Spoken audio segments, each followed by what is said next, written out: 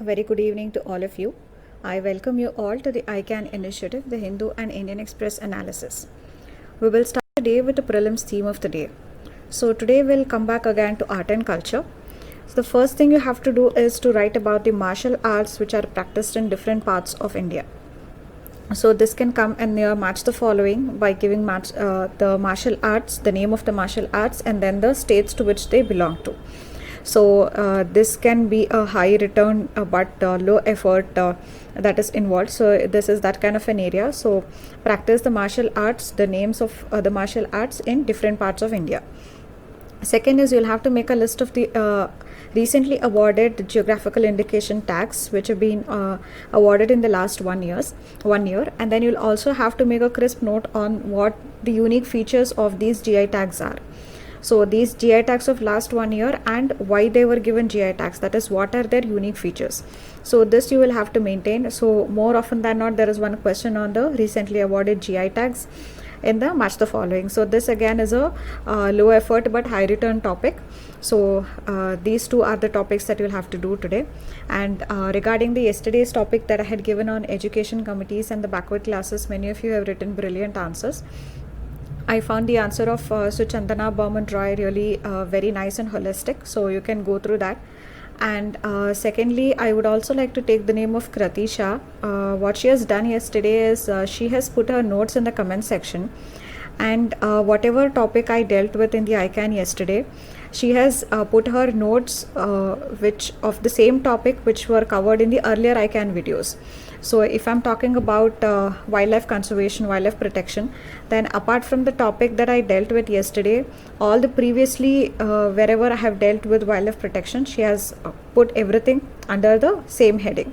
So that's really very appreciable effort, which shows that you're maintaining your notes consistently, and that's how everybody else should also do.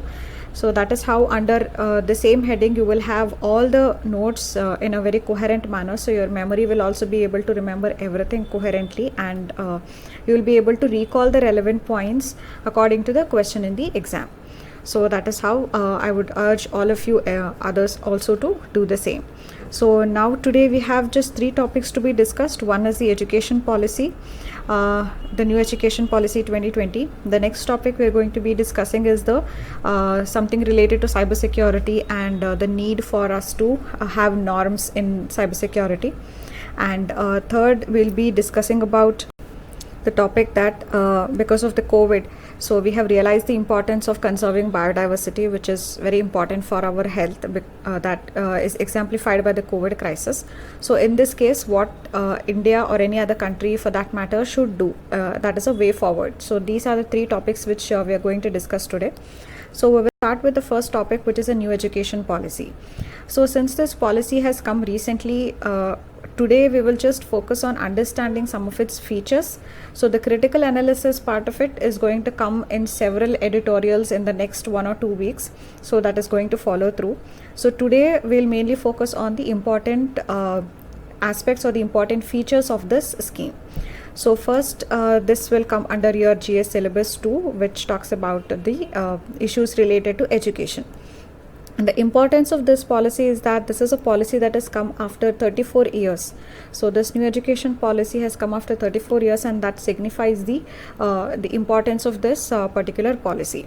And the draft of this policy was formulated by the Kasturi Rangan panel in 2018 itself.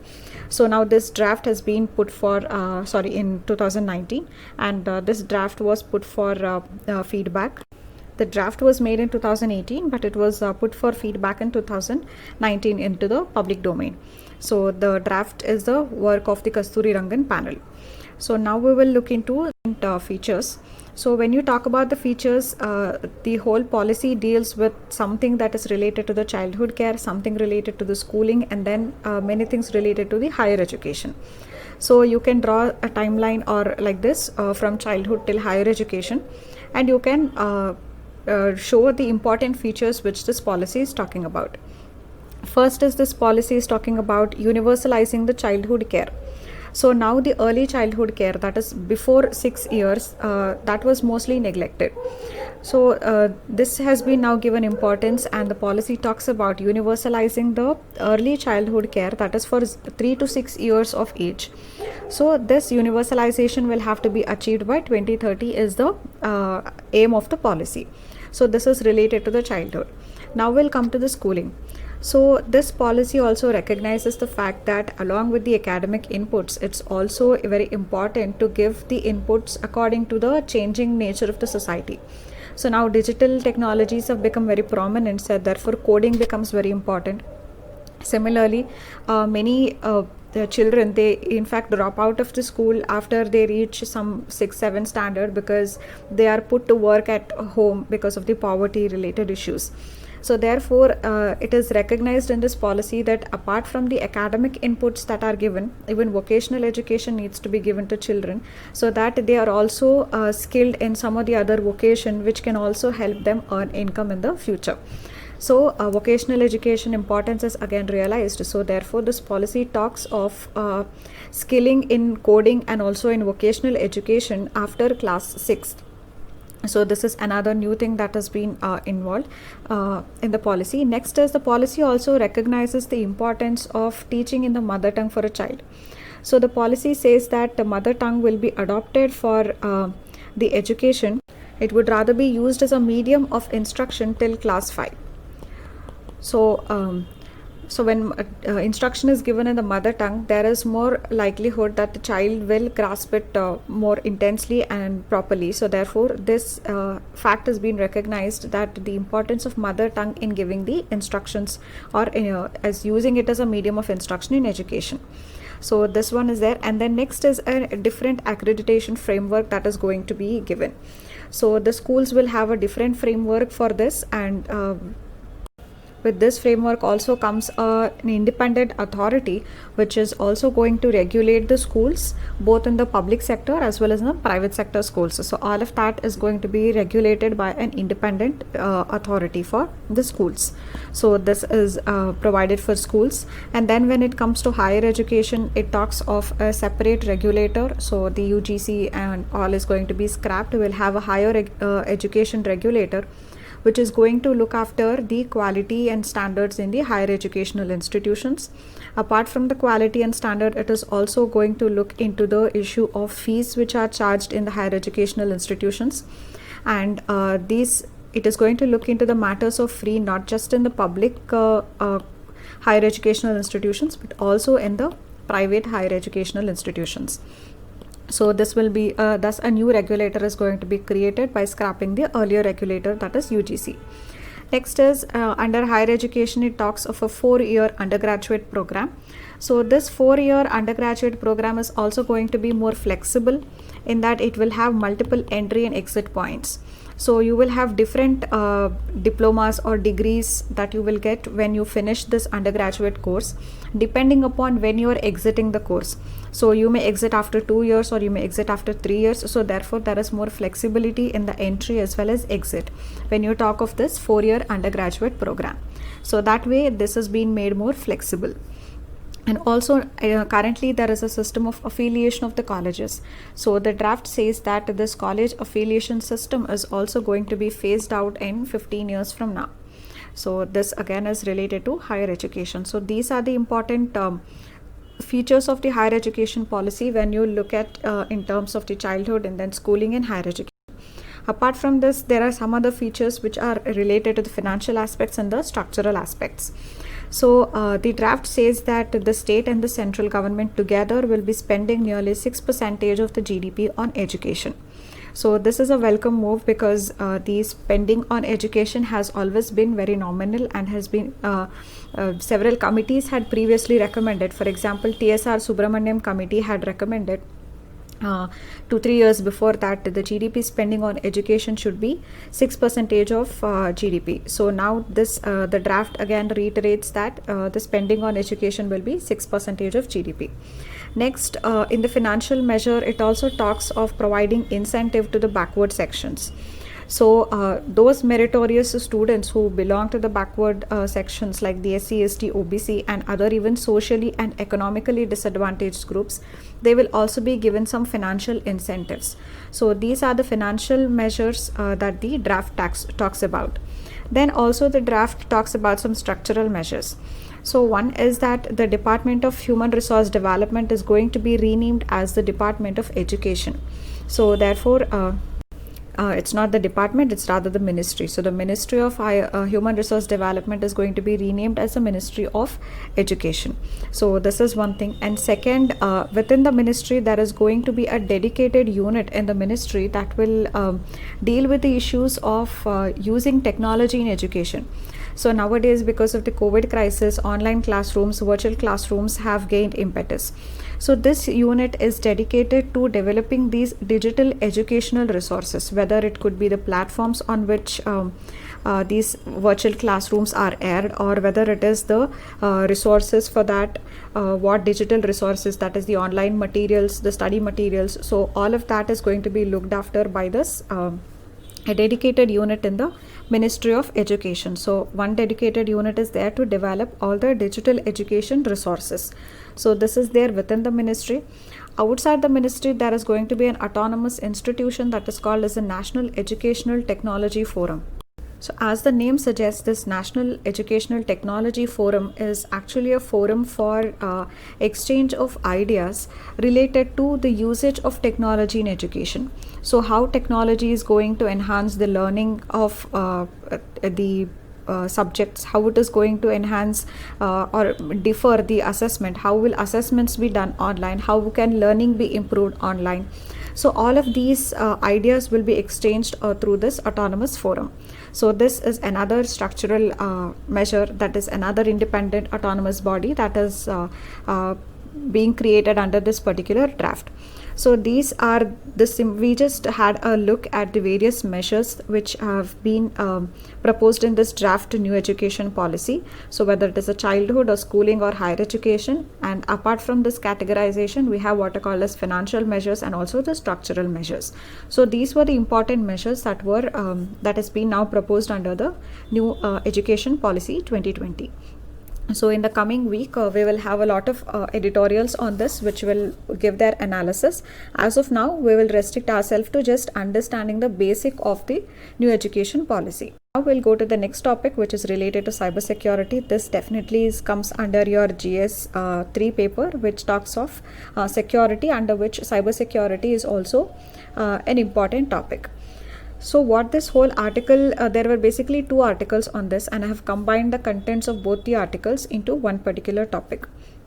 So this articles, they spoke about the fact that because of the COVID crisis and also in this post-COVID world, many things are going to be online. The penetration of internet is only going to increase, and technology is only going to its next level. So in that case, it is very important for us to develop some norms and some standards at the global level on how the cybersecurity governance should be. So this whole article is on why do we need to develop these global norms, just like we have WHO and the WHO norms, we have WTO norms. So like that, why should we have the global norms when it comes to cyber governance? So why these reasons we are going to explore under this particular article, and we're also going to see the way forward, that what should India do from its point to develop these, to enable the development of these norms on cyber governance. So first we will have a look at the various issues because of which development of these norms become very important. So why is it that we need to have these global norms on cyber governance? The first is the multiple jurisdictions.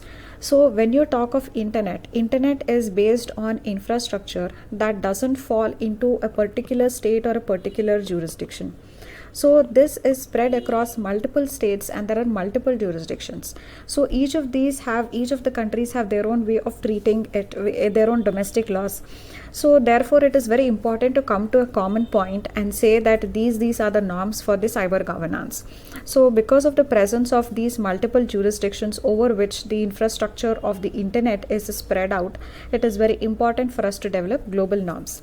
Second is the multiple stakeholders. So it is not just the multiple jurisdictions, but there are also multiple stakeholders.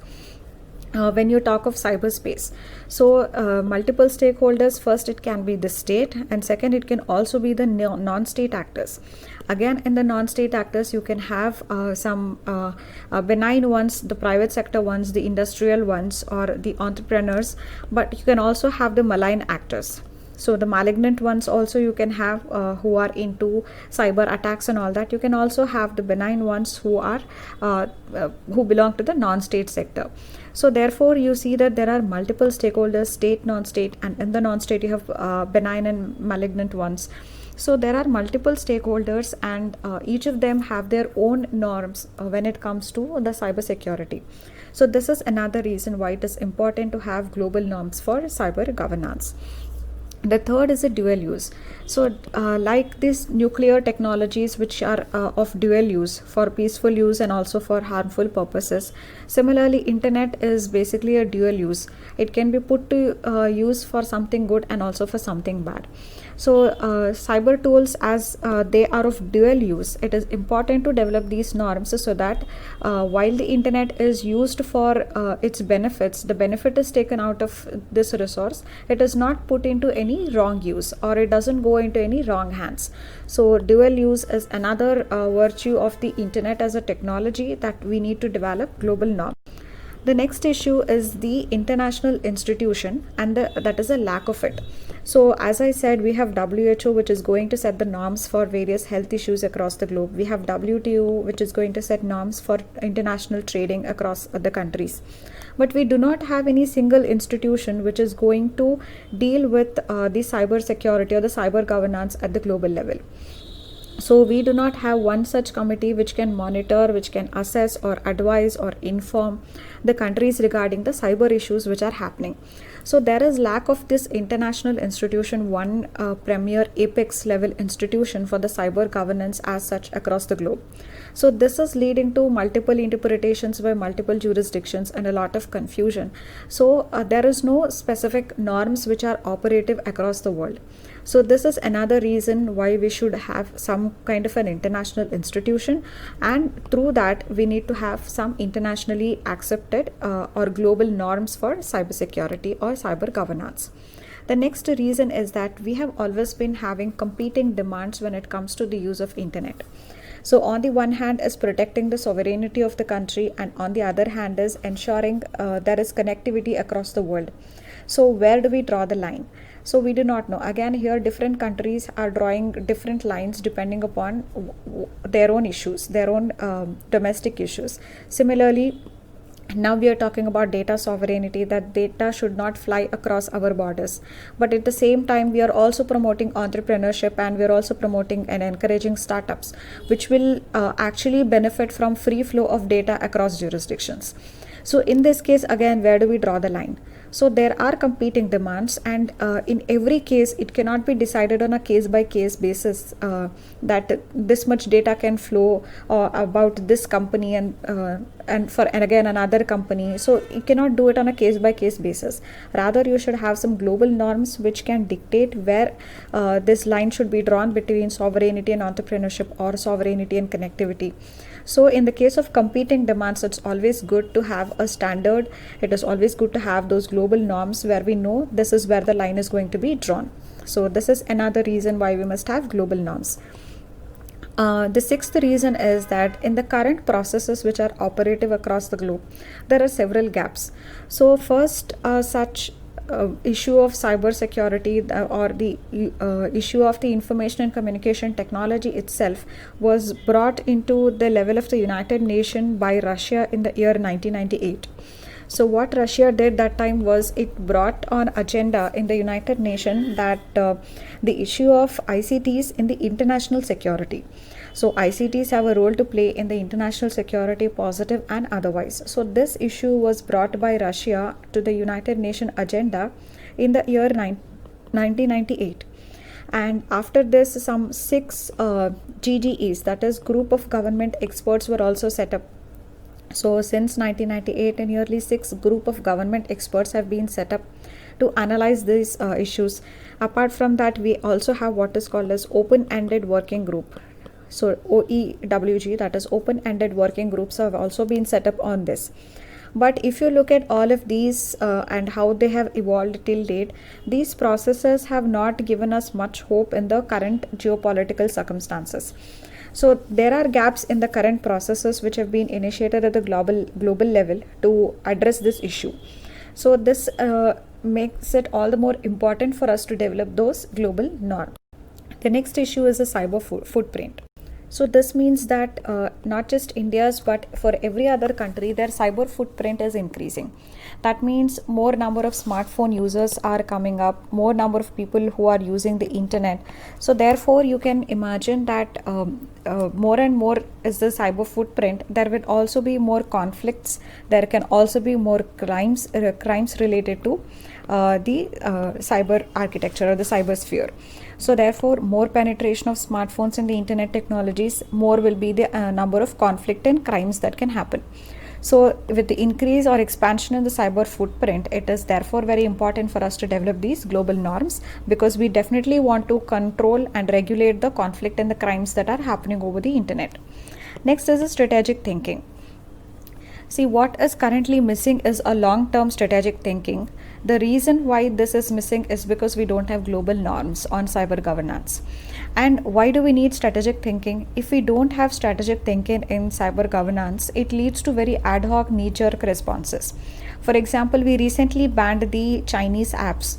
So in the short run, it may be felt that it will have some effect, but in the long run, there is no long-term strategic thinking that is involved into the banning of the Chinese apps. So what we need is a long-term strategic thinking on how these digital issues are going to play out. So otherwise it will lead to very short-term knee-jerk responses, very ad hoc measures. So this requires us to have a long-term strategic thinking, and this can come only when we have some global norms that we seek to achieve. And for this achieving this, we will go for some strategic thinking. So this is another reason why we should have globally accepted norms. So in this case, what should be the way forward? First is, what is the current status? So current status is India has this Computer Emergency Response Team India, which is under the Ministry of Electronics and Information Technology. Then out of the 6 group of government experts, India has participated in 5 of them. India is a part of 5 of these group of government experts. Then also India is part of the open-ended working group. Then apart from that, in the Shanghai Cooperation Organization also, of which India is a member, even this organization had voiced out in support of a code of conduct for internet. So this is the current status when we talk of the internet governance or the cyber governance.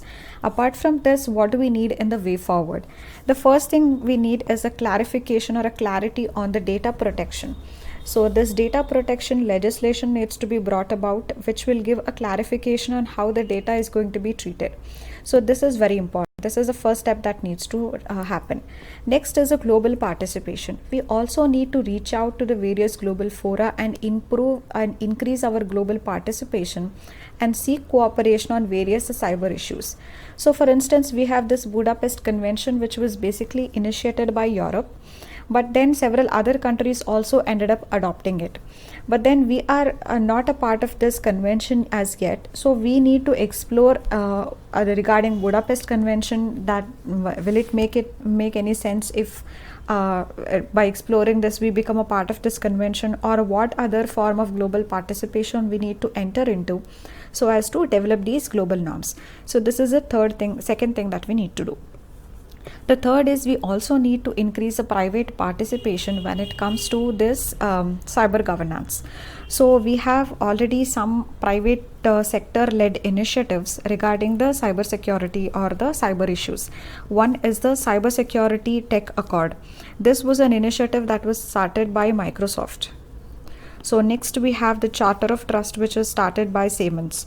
So we have several of these private sectors started initiatives regarding the cybersecurity. So similarly, we also have to push for further private sector contribution or involvement in the processes related to the cybersecurity. So this is one more thing that we need to do. Next is the export control regimes. So when I talk of export control regimes, we just previously spoke of how the nuclear technologies can be dual use, can be of dual use. So therefore we have export control regimes like the Wassenaar Agreement, the missile control technology control regime. So all of these export control regimes, what they do is they control how the nuclear technology is used, so as to ensure that the dual use nuclear technology are not traded so freely, so that it doesn't land up into the hands of some malign users who will make the bad use of it. So similarly, even for the internet, we should have something like an export control regime. So when we have these export control regime, then that will prevent the use of internet for wrong purposes. So for instance, we have dual use surveillance technology. So these surveillance technology have been used to target the journalists, activists, lawyers and all that. So by having norms on that, we can ensure that these dual use surveillance technologies are not misused. So we need to develop these export control regimes for internet as well. So this is one more thing. So these are the various we need to adopt as far as the internet governance is concerned. So what we discuss now is a way forward for India, what steps it can follow to come out with a global norms for cyber governance. And before that, what we discussed were the various issues because of which development of such norms is very essential. Why do we need global norms? For that we saw several reasons. Now we'll come to the third topic, which is the COVID crisis, and which has made us to realize the importance of biodiversity. And if we are over exploiting biodiversity and we are coming closer to the virus reservoirs which are hidden in these dense forest, then that can lead to a health catastrophe, and how it can lead to public health emergency, as we have seen in the case of COVID. So this can come in your GS2 syllabus because it directly is linked to the health, or it can also come under the GS3 syllabus because it is also related to environmental protection. So in this, what we are going to see is the way forward. So that is, what should be the way forward, what should we do as a country in the future to safeguard the biodiversity so that it does not lead to a health catastrophe as it did in the case of COVID. So the first thing is we need to have this 2050 vision for biodiversity, which talks of living in harmony with nature.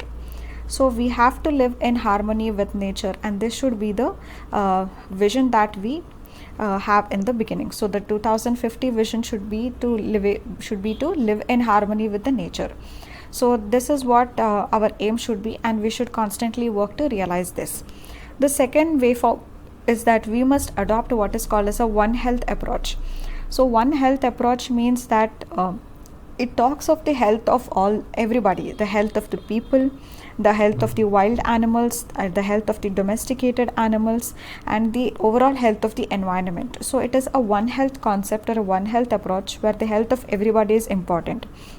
So no matter what our development initiative is, we must always analyze that with the help of a One Health approach or a One Health principle. So we have to safeguard the health of everybody. Only then, if I am compromising the health of the wild animals, then that will indirectly compromise the health of the population also, and vice versa, because every living organism is linked in this environment. So this approach is called as the One Health approach, and that needs to be adopted.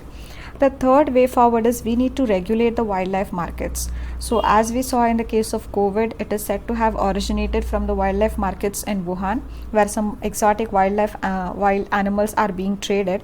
So therefore, we need to regulate these wildlife markets. The next way forward is we have the Wildlife Protection Act. So this Wildlife Protection Act of 1972, and this needs to be properly implemented. Why? Because this act already lists some 1800 species of wild plants and animals and even their derivatives which should not be traded. That is, the Wildlife Protection Act itself prohibits the trading in these 1800 species of wild plants and animals. So we need to properly implement this. We also need to strictly implement the Biodiversity Act of 2002. So from here we come to the decentralized efforts that we need to make. This Biodiversity Act has what is called as the Biodiversity Management Committees, which are the local level bodies formed under this act. That is, at the panchayat level, these bodies are formed, which comprises of the local people there. So these biodiversity management committees which are formed under the act, they must play a significant role in this regard. In fact, there are more than 2 lakh biodiversity management committees, and they should be used to monitor what is happening at the local level, what kind of trading in the plants and animals are happening, what is the conservation status of the wildlife species. All of that, with the help of the involvement of these biodiversity management committees, it can be done. So at the end of it, what we must strive for is to always maintain ecosystem integrity. So these are some of the keywords that you must use in your answer, and also don't forget to underline.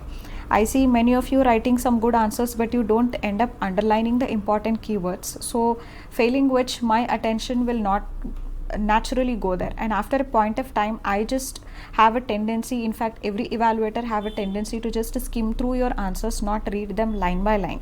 So if you are underlying some word, definitely the evaluator's attention is going to go to that word. So make it a habit, because many of you feel that you are running short of time, you don't have time to complete the paper, so you don't underline, just keep writing. But trust me, underlining doesn't take that much of time. You will end up writing the same amount of answer even if you underline and write. So you need to underline these keywords like ecosystem integrity and use them in your answers. So we have come to an end for the topics that were there for today. The other topics I have just given here for your satisfaction, that I have gone through all the articles, but I didn't find them relevant for the exam.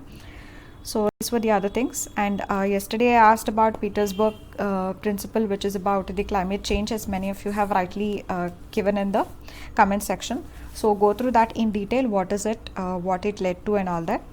So now today's question is, in the context of measures which are taken to combat COVID-19, what is CONTEC? So is it a mobile application? Is it a portal to buy medicines? Is it a telemedicine hub, or is it a database of hospitals? So this last question that we are seeing every day is targeted towards prelims from the current affairs. So do answer this in the comment section. And some of you have asked a few things.